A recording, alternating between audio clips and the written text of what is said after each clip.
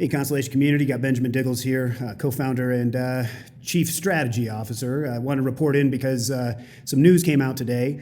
It's been sort of percolating in the background for a while. Now we have, I guess, the permission, if you will, to share it, which is always important in this industry. So as you can see from my screen, this is the official press release for the University of Texas San Antonio, the National Science Foundation, talking about this new decentralized autonomous organization called the National Digi Foundry. And so I just wanted to give a quick synopsis to sort of make sense of this and add some context, since there's a lot of buzzwords in here and names and a lot of questions floating around. So this is something that's been in the works for a little while. These things don't just sort of come about overnight. And I'm really excited about this. I know I say I'm excited about everything, but those that know me, I put a lot of work into this stuff. So to be able to see it come to fruition is sort of the reason I do it, right? To see it all happen. And what this is effectively doing, which I think is massively needed in America right now, is you look at it from sort of a three-angle Venn. You've got industry and commercial, which we represent, of course, and then you've got federal, and then you've got academia, right? And so they're all dovetailing together in this Venn to create this decentralized autonomous organization that is governed by the group. So there's no figurehead, if you will, but rather we work together, and everybody has a different level of influence based off of their membership level. Naturally, this press release is to denote how it was stood up by UTSA, NDF, and others, right? And so we are one of those others, which I'm very proud of. We're one of the founding members of this DAO. When I found out about this, I jumped all over it because I do feel like this fills a need. And so what is that need, right? If we think about the intersection of federal and commercial, there's a lot of use cases that are waiting to come to life. The problem is that these use cases sometimes get siloed in some of these different proposal efforts or vehicles, or what they're called. And it's not something where you're able to see all of this stuff that you can draw from at the same table.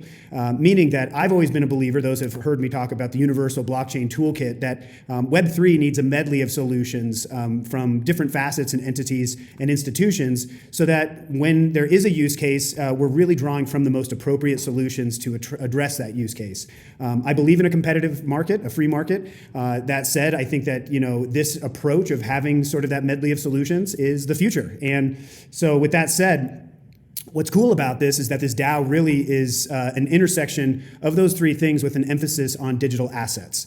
And that's different. And that's one of the things that I really want to sort of double underscore is the digital asset piece, because largely in the past, government and crypto did not mix, right? We talk about sort of a lot of the question marks when it comes to regulation and so forth. Of course, crypto is a global stage, so that adds its own sort of interesting parameters of, security, utility tokens, stable coins, what exchange is doing what. We saw what happened with Binance this year.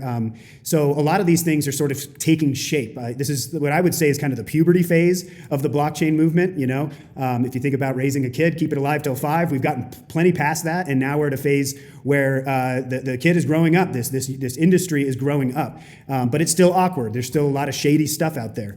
So I'm really stoked about the names that I'm sure you've seen in some of these different pieces that have come out here, such as this one has mentioned IBM, Microsoft, BioCrowd. These are all founding members. That said, I'm not going to name any other names because I don't want to get my hand slapped, but there are certainly more that are going to be surfacing in due time. So the question is, how does it work, and what is our role in it as a company? First and foremost, since we believe that we're one of, if not the leader in federal blockchain, it sort of makes sense that we have a seat at the table. To take it a step further, if you look at what we just did with the Door Metagraph, we're really focused on this incentive design, really focused on the usage of digital assets to attract data contributors in exchange for being incentivized by cryptocurrencies that can then be swapped in exchange for other cryptocurrencies and so forth, or used as an individual sees as fit.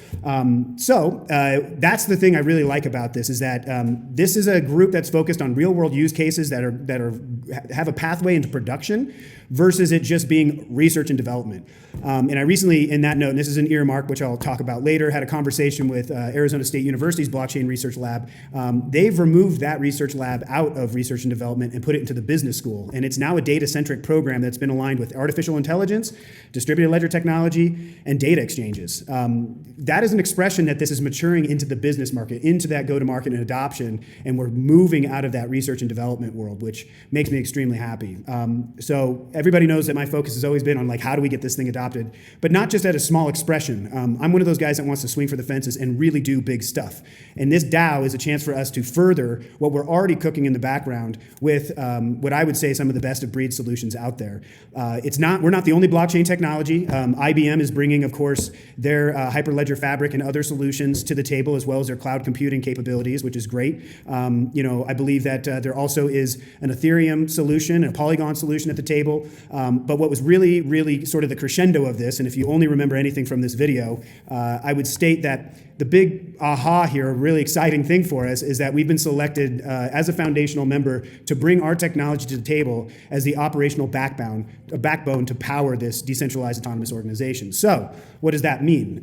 If you do check out the digifoundry.org website, which of course they're working on, this is an early expression, you'll see a little bit about how some of this stuff works, from getting training from the Blockchain Academy. Of course, there's governance that takes place from a DAO perspective, but also the big thing here is the working groups, right? So there's working groups that are currently being stood up. There's two that they're showing here and they're promoting, but there's a whole myriad of others behind the scenes. I'm personally working on one right now that I'm planning to drive and hopefully get accepted. And so what that means is everybody that joins this DAO is allotted an amount of tokens. And these tokens are used for not only governance and access to training, but these tokens can be used for voting on these working groups, right? And so if enough votes go to one of these working groups, they effectively get funded, since there is money involved in this that is being sponsored by the entities named in these press releases that you've seen come out today and that will continue to come out.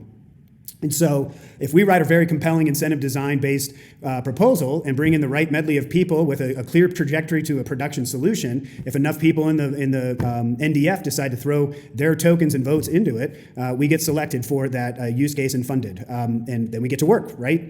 So I think this is an extremely cool model.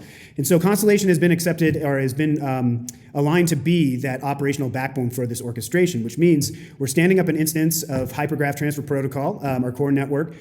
We are going to be building a metagraph. I'm not going to mention names of who's involved in this, but I'm really excited to share those when I can. And we're going to be deploying Stargazer wallets across every one of the members involved, and we're going to be minting an L0 token that is specific to the type of activity that they'll be conducting within the NDF. So the entire DAO will be effectively using Constellation, which I think not only is a faster pathway for us to being involved in other projects with these different entities, but also just a really cool expression and use case of the utility of what we've brought from a full stack perspective. So so that's really the quick and dirty here, even though I know this is going on 10 minutes. I hope this adds some context, because I know, like I said, there's a lot of buzzwords in here, and we have a lot more that we're excited to share, but this is another vehicle where we're at the front line to talk about digital asset strategy, where the blend of commercial and industry come together in a meaningful way. So that's it. If you have any questions, feel free to shoot them at me, and I can answer what I can. In the meantime, stay positive, and let's look forward to a bang-up 2024. Thanks, everybody.